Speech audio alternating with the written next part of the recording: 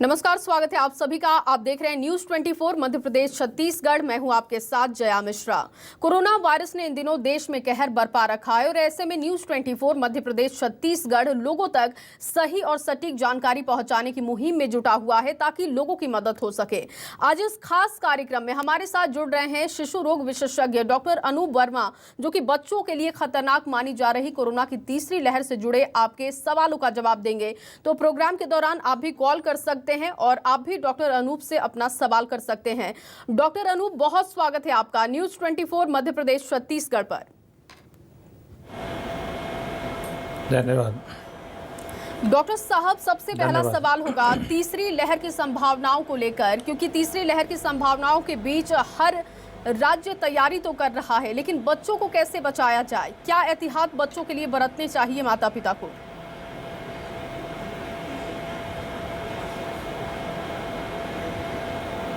देखिए, ऐसा है कि तीसरी लहर अभी जस्ट अपन ने देखा कि पहली लहर से अपन ने निकले, दूसरी लहर अभी ख़त्म हुई।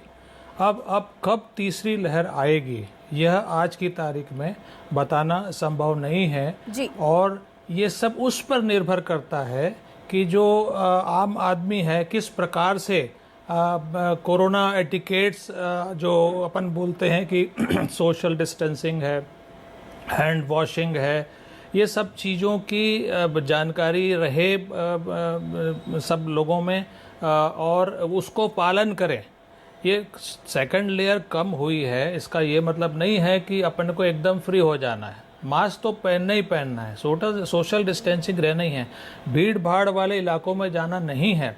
ये सब चीज़ अगर अपन सब प्रकार से अगर प्रिकॉशन अपन रखते हैं तो आगे की संभावना, तीसरी लहर तो आएगी, निश्चित रूप से आएगी। हो सकता है कि अभी 2 महीने बाद आती है कि 6 महीने बाद आती है, कि इसका कोई भविष्यवाणी करना संभव नहीं है।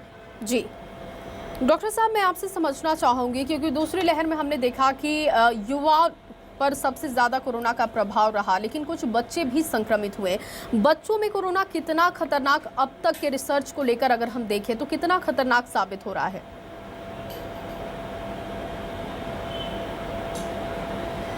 देखिए, अगर अपन बच्चों में या बड़ों में अगर कोरोना का जो इफ़ेक्ट है वो अगर अपन देखना चाहें तो सॉरी, ये चीज़ अपने को बिल्कुल ध्यान में रखने का है कि बच्चों में कोरोना के जो लक्षण रहते हैं और उसका जो इफ़ेक्ट रहता है बड़ों के हिसाब से बहुत कम रहता है। इसके बहुत सारे रीज़न्स हैं कि बच्चों में कोरोना का जो मार रहती है, लक्षण रहता है, ये कम क्यों होता है। हमें अपने को मालूम है कि कोई भी वायरस जो शरीर में अटैक करता है वो किसी प्रकार के रिसेप्टर से शरीर में एंट्री करता है। बच्चों में एस रिसेप्टर नाम का जो एक रिसेप्टर रहता है जिसके थ्रू वायरस शरीर में प्रवेश करता है। ऐसे रिसेप्टर बच्चों में क्वांटिटी में बहुत कम रहते हैं। उनका इम्यून सिस्टम साइटोकाइन स्टॉर्म्स के लिए बिल्कुल परफेक्ट रहता है, वो होने नहीं देता। तो इस प्रकार से बच्चों में जो लक्षण हैं वो बहुत माइल्ड रहते हैं। इसीलिए अपन ने पहले भी देखा, पहले जो कोरोना के जो वेव थी उसमें भी बच्चे इन्वॉल्व हुए थे। अपन ने दूसरे वेव में भी देखा बच्चे इन्वॉल्व हुए, कुछ सीरियस भी हुए, पर जो सीरियसनेस जो बच्चों में थी वो हार्डली 1% 2% से ज़्यादा नहीं है एज कंपेयर टू दूसरे जो बड़े और उनके उसमें देखे तो। जी, बच्चों के खान पान को लेकर अब मेरा सवाल आपसे होगा, क्योंकि बच्चों को खाना खिलाना माता पिता के लिए बहुत बड़ा काम हो जाता है, एक टफ टास्क है, लेकिन कैसे उनके खान पान पर ध्यान दिया जाए? क्या ऐसा खिलाया जाए पूरे दिन में कि बच्चा आपका स्वस्थ रहे?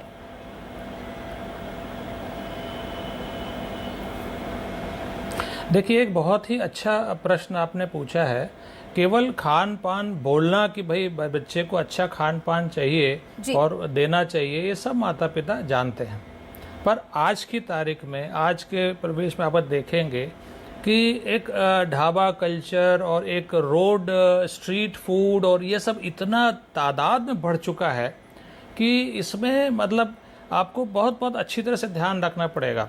बच्चे अगर छोटे हैं तो उनको अच्छी तरह से न्यूट्रिशियस फूड दिया जाए। बच्चे खान पान में खासकर हरी सब्जियां हैं, दाल है, चावल है, घर के पकवान, घर के जो ताज़ा खाने रहते हैं वो खाया जाए। आजकल जो हो गया है कि अपन ने सिर्फ ईमेल किया या मैसेज किया और आपके यहाँ फूड आ जाता है। जी। कहाँ से बनता है, क्या क्वालिटी है, ये अपन नहीं जानते हैं। इसीलिए अपन इस पर्टिकुलर कोरोना वाले पीरियड में अपन चाहेंगे कि घर की ही चीज़ों को जितना हो सके, नाश्ता है, घर का खाना है, 2 टाइम का है, दूध है, दही है, मक्खन है, ये सब अच्छी सोर्स अच्छा रहे, घर में बने, तो ये डेफिनेटली फ़र्क पड़ता है बच्चों में। जी, बच्चों के हेल्थ को ठीक रखने के लिए, क्योंकि खान पान पर तो आपका जवाब हमने सुन लिया, अगर बच्चों की हेल्थ एक्टिविटी की बात की जाए, क्योंकि इस वक्त में ज़्यादातर माता पिता अपने बच्चों को घर में रख रहे हैं, वो पार्क भी नहीं ले जाते, तो ऐसे में घर में बच्चों को क्या एक्टिविटी कराएं जिससे बच्चा स्वस्थ रहे?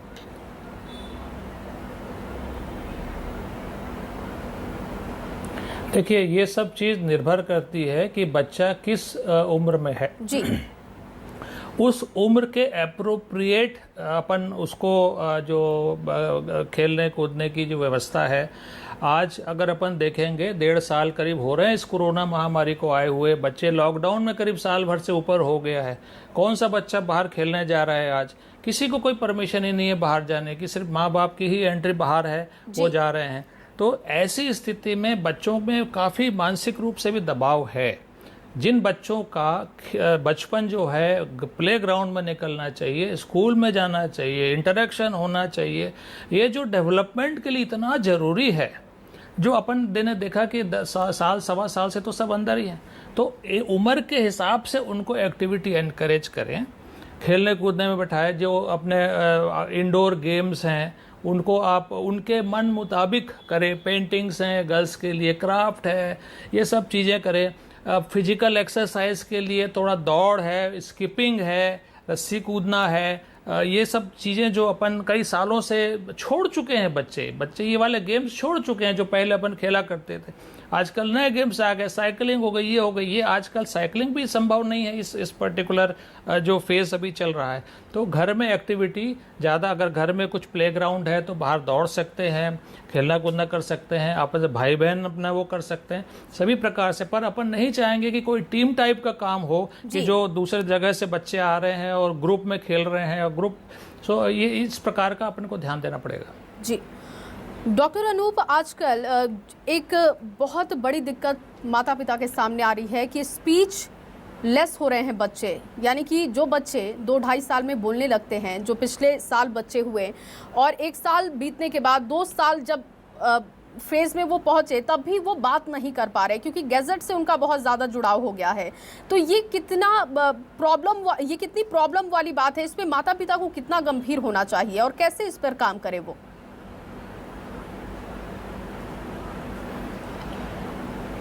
देखिए, ये बहुत ही अच्छा प्रश्न आपने पूछा है, बड़ा रिलेवेंट और प्रैक्टिकल प्रश्न है जी।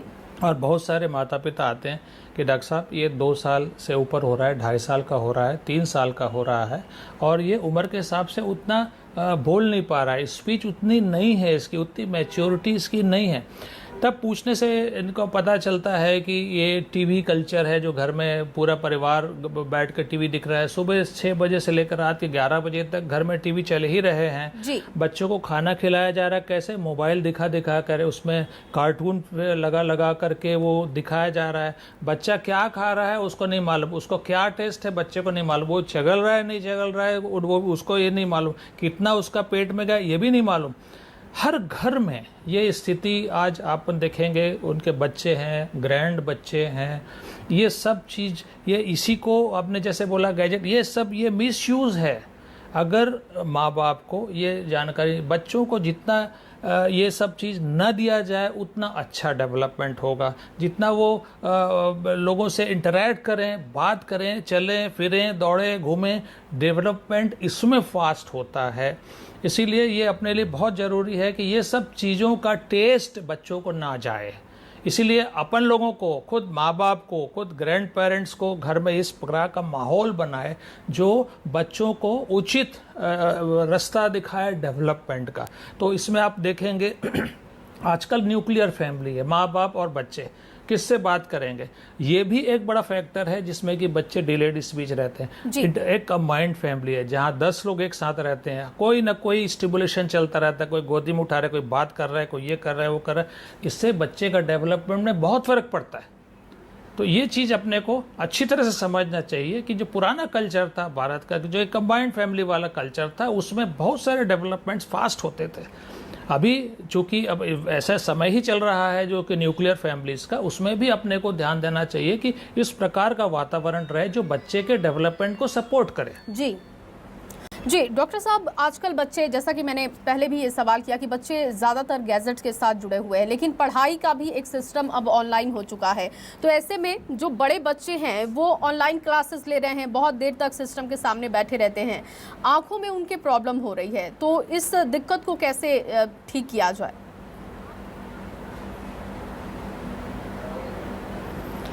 देखिए, एक सब चीज़ों के लिए एक तरीका रहता है। ऑनलाइन क्लासेस हर जगह हो रही हैं पर हर बच्चे को तो नहीं है जी। तो ये चीज़ जो है, एक तो प्रॉपरली बच्चे को समझाया जाए कि ये आपकी क्लास हो रही है। बिस्तर में बैठ के लेटे हुए, तकिया में बैठ करके अपन क्लास अटेंड कर रहे हैं, देख रहे हैं, सुन रहे हैं, ये सब चीज़ें उनको पूरा आइडियली चीज़ें फॉलो करना चाहिए। बाकायदा एक ऐसी सीट पे बैठे जिसमें उनका स्पाइन थोड़ा स्ट्रेट रहे, और सामने डिस्टेंस पे जो ये लैपटॉप पे अगर काम करें तो ज़्यादा बेटर है क्योंकि उसका स्क्रीन ज़्यादा बड़ा रहता है जी।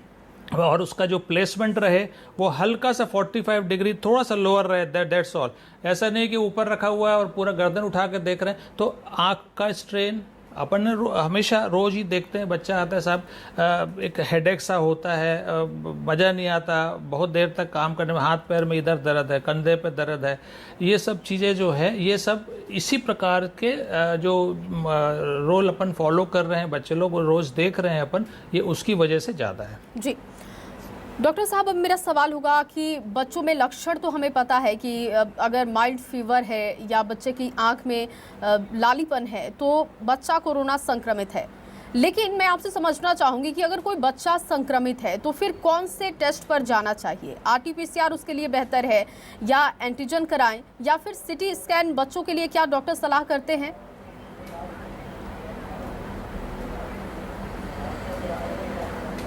नहीं, देखिए, एक चीज़ तो अब मैं बता दूं कि जो आपने सिम्टम बताया, सर्दी, खांसी, बुखार, लूज मोशन, बच्चों में ज़्यादा लूज मोशन, वॉमिटिंग, फीवर, ये भी संभावना है। आँख में जो लालपना है, ये पोस्ट कोविड वाले सिम्टम्स के लिए कि कोविड होके निकल चुका है, उसके बाद में आँख में लालीपन आ रही है, ये है।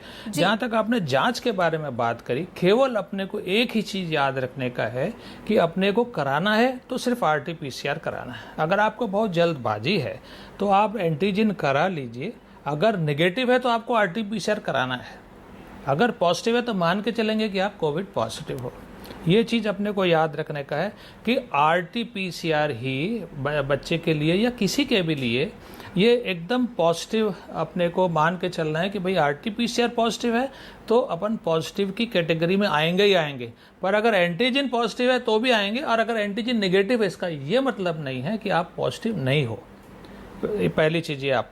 दूसरी चीज़ जो आपने CT स्कैन के बारे में बात की, तो ये चीज़ बिल्कुल क्लियर कट अपने को समझना चाहिए और अभिभावक लोगों को भी समझना चाहिए कि बच्चों में CT स्कैन का कोई रोल बिल्कुल नहीं है, और अपने को CT स्कैन अपने मन के मुताबिक बिल्कुल नहीं कराना है। ये चीज़ पीडियाट्रिशियन के या बाल रोग विशेषज्ञ के ऊपर छोड़ना चाहिए कि वो एडवाइस कर रहे हैं कि नहीं कर रहे। इसके लिए बिल्कुल खास इंडिकेशन है, बहुत क्रिटिकल है, बच्चा सांस में बहुत ज़्यादा तकलीफ है, उसको बहुत ज़्यादा उसको डिस्ट्रेस में है, तब फिर अपन सोच सकते हैं CT स्कैन के लिए। आज की तारीख में, आज के अवेलेबल रिसर्च के तहत ये जो CT स्कैन है बच्चों में उपयोग भी इस पर्टिकुलर डायग्नोसिस के लिए कि भैया इसको कोविड है कि नहीं है, अपन चलो CT स्कैन करा लेते, तो बिल्कुल नहीं कराने का है। जी डॉक्टर साहब, अब मैं समझना चाहूँगी क्योंकि बच्चों में कोरोना बहुत ज़्यादा खतरनाक साबित नहीं हो रहा है अब तक, पहली और दूसरी लहर को हम देखें तो, लेकिन किस तरीके के बच्चों में ये खतरनाक हो रहा है और कौन से कंडीशन में बच्चों को हॉस्पिटलाइज करना पड़ता है?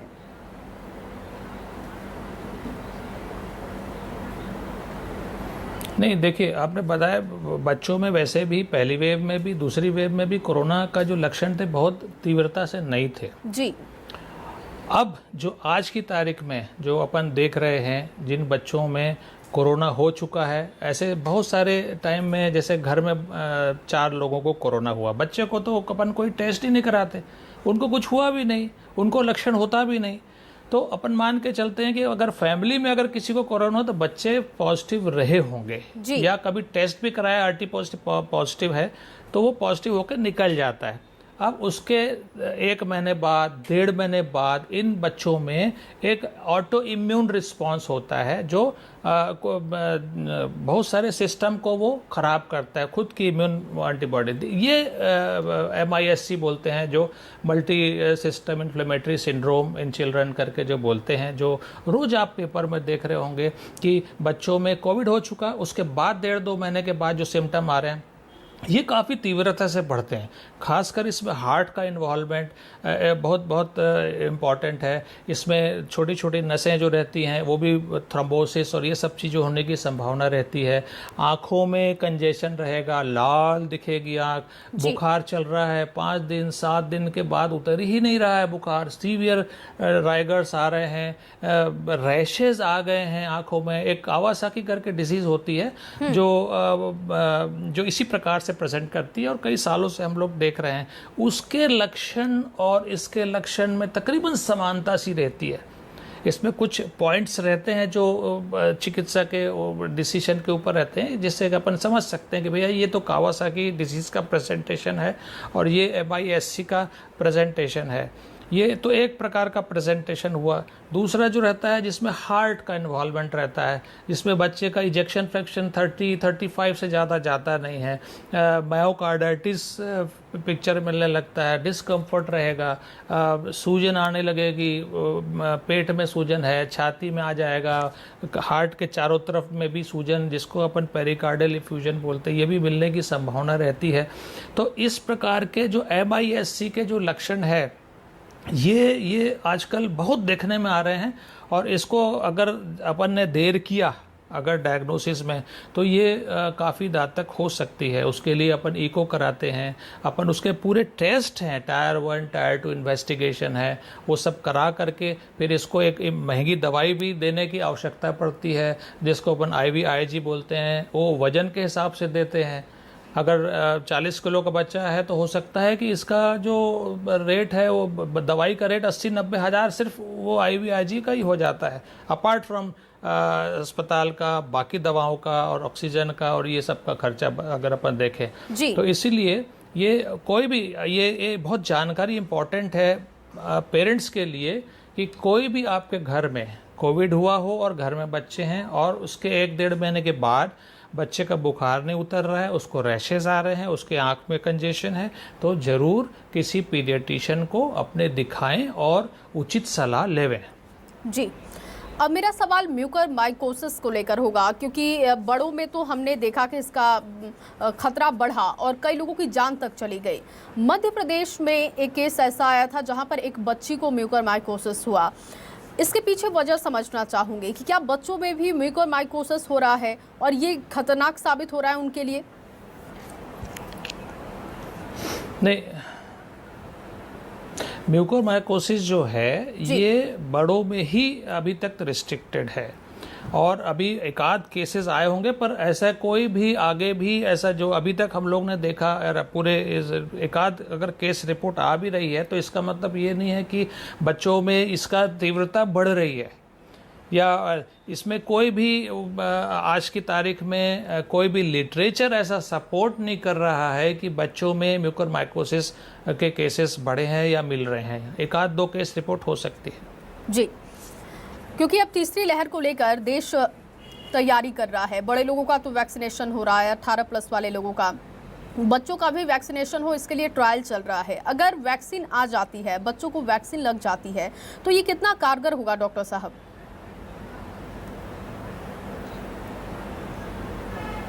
देखिए, अपने को अभी जो थर्ड वेव की जो तैयारी चल रही है, इसमें वैक्सीन ही इम्पॉर्टेंट है। और इसमें दो चीज़ें हैं।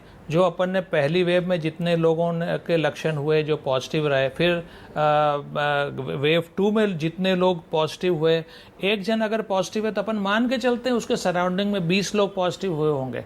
ऐसे करके अपन देखें तो इतने लोगों को तो इम्यूनिटी हो ही गई है जी। इवन टीका लगा नहीं लगा, जिनको कोरोना हो गया उनको इम्यूनिटी तो आई ही है।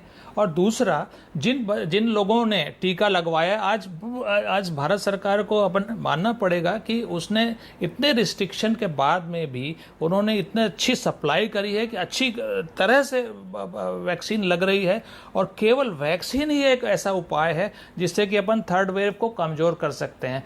अगर आज के टाइम पे अपन देखें तो अपने पास इतनी सारी फौज है जो वैक्सीनेटेड है, अपने पास इतने सारे लोग हैं जो ऑलरेडी इन्फेक्टेड हैं, अपने पास इतने सारे लोग हैं जो इन इन्फेक्टेड लोगों के आसपास रहे हैं। तो इतनी सारी संख्या जो है लोगों की, ये पूरी फुल इम्यूनिटी के साथ है। तो निश्चित रूप से जो वेव 2 में और वेव 1 में नहीं थी, इसलिए वेव जो 3 आएगी, इसकी जो तीव्रता रहेगी निश्चित रूप से कम रहेगी। पर अपने को इसका पूरा तैयारी रखनी है। इसमें सीरियस जो केसेस हैं उसमें भी इसकी भी संख्या में कमी आएगी। जो लक्षण हो रहे हैं इसमें भी कमी। ये सब उन्हीं लोग को होगा जिन्होंने टीका नहीं लगवाया या पहले कभी उनको कोरोना हुआ ही नहीं है। तो इसीलिए ये जानकारी बहुत ज़रूरी है। टीका जरूर लगवाएं, और जिनको कोरोना नहीं है उनको तो लगवाना ही लगवाना है टीका। और अगर बच्चों में आ जाए तो क्या बात है, अभी अगर बच्चों में अगर वैक्सीन शुरू हो जाए तो उनको भी डेफिनेटली इम्यूनिटी तो आनी ही आनी है। और थर्ड वेव में जो अपन फोकस कर रहे हैं कि सिर्फ बच्चों में ही होना है, ऐसा बिल्कुल गलत धारणा है। ये एक कॉमन सी चीज़ है। अगर एक बच्चे को होगा तो वो दूसरे एडल्ट को भी होगा, उतने ही सीवियरिटी में रहेगा। चूंकि बच्चे में कुछ लिमिटेशंस रहते हैं तो उसमें सीवियरिटी वैसे ही कम रहेगी। ये जरूर है कि पोस्ट कोविड जो अपन ने MIS-C के बारे में अभी जानकारी दी, उसके केसेस अब आना शुरू पहले भी थे, अब आना शुरू है और आगे भी रहेंगे। इसीलिए तो अपने को थर्ड वेव आनी है। कब आएगी जो कोई जानकारी नहीं है, कितने महीने में आएगी और कितनी सीवियरिटी से आएगी, ये निश्चित रूप से है कि उतनी सीवियर तो रहनी नहीं है जितनी सेकंड में थी। डेफिनेटली इट इज़ कम आएगा फॉर ऑब्वियस रीजन जो मैंने बताया कि इम्यूनिटी लोगों में डेवलप हो चुकी है, वैक्सीनेशन प्रॉपरली चल रहा है। और जब तक थर्ड वेव आएगी, जिसकी संभावना 2 से 6 महीने के आसपास है, हो सकता है कि उस समय तक अपना वैक्सीनेशन कवरेज और बढ़ जाए। बिल्कुल, इसीलिए कि ये चीज़ जानना जरूरी है कि वैक्सीनेशन और जो कोरोना एटिकेट्स जो बोलते हैं अपन, सोशल डिस्टेंसिंग है, मास्क पहनना, प्रॉपरली पहनना है, ये इंपॉर्टेंट, रिलीजियसली पहनना है, और डिस्टेंस मेंटेन करना है, भीड़ भाड़ वाले इलाके में हाथ धोना है, सैनिटाइज करना है। ये इतना तो आपको कोरोना खत्म होने के बाद भी करना चाहिए। जी डॉक्टर साहब, मास्क की इम्पोर्टेंस बड़े लोग तो समझ गए, लेकिन बच्चों को समझाना बड़ी मुश्किल है। खासतौर पर जो 3 साल से ऊपर के बच्चे हैं, 3 साल से लेकर अगर हम 7 साल के बच्चों की बात करें, क्योंकि उसके बाद के बच्चों को हम समझा सकते हैं कि मास्क पहनिए और इसके फ़ायदे क्या हैं। तो मैं समझना चाहूँगी कि जो 3 साल से 7 साल के बीच के बच्चे हैं, उनके लिए मास्क कितना ज़रूरी है?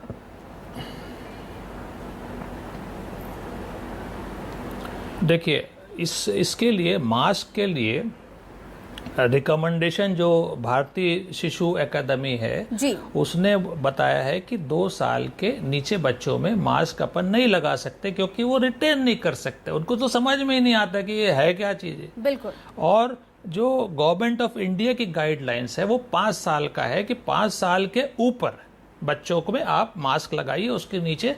पर जहाँ तक बच्चों में समझदारी की बात है, जो बच्चे समझदार हैं उनको तो आप लगा ही सकते हैं भाई। अल्टीमेटली आप देखिए, ये कोरोना आपका शरीर में प्रवेश कहाँ से कर रहा है जी? क्या आंख से कर रहा है, क्या कान से घुस रहा है, क्या इधर से घुस रहा है, गले से, क्या चेस्ट से घुस रहा है? ये सिर्फ मुंह से और नाक से घुस रहा है।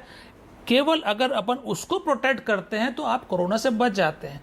और प्रोटेक्शन का मतलब ये है कि मास्क की क्वालिटी अच्छी रहे, जो N/3 मास्क बोलते हैं, और जी। केवल जब भीड़ में जाए तब N/3, बाकी घर में या इधर उधर तो ऑर्डनरी मास्क आप लगा सकते हैं। मास्क पहनने का तरीका बहुत जरूरी है। उसका नाक, नेजल ब्रिज, नाक पूरी कवर होना चाहिए, साइड से पूरा आना चाहिए और चिन को लेते हुए आना चाहिए। ये सही मास्क का वो है। तो इसलिए बच्चों में पूरी जानकारी देवें कि मास्क अपन क्यों पहन रहे हैं, उनको समझाया जाए कि इस कोरोना की बीमारी का एंट्री केवल एक ही जगह से है। अगर अपन उसको ब्लॉक करेंगे तो शरीर में प्रवेश तो हो ही नहीं सकेगा।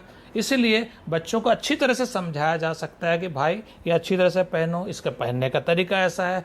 उनको समझाने के पहले आप खुद अच्छी तरह से पहने, घर में बिल्कुल, पहन के ये घूमें, माता-पिता बाकी की लोगों को ड्यूटी है समझाएं। कि वो अपने तो बच्चे ये को बताएं कि समझाने का वाला जो क्या है मल्टीप्लिकेशन मास्क होता है पहनने नॉलेज के, का। और जो भी सोशल Exactly. डिस्टेंसिंग हो गया, Exactly. हाथ सैनिटाइज करना, ये भी Exactly. बच्चों को सिखाना है। डॉक्टर साहब, बहुत शुक्रिया आपका न्यूज़ 24 मध्य प्रदेश छत्तीसगढ़ से बातचीत करने के लिए। एग्जैक्टली। तो फिलहाल इस खास कार्यक्रम में बस इतना ही। आप बने रहिए न्यूज़ 24 मध्य प्रदेश छत्तीसगढ़ के साथ।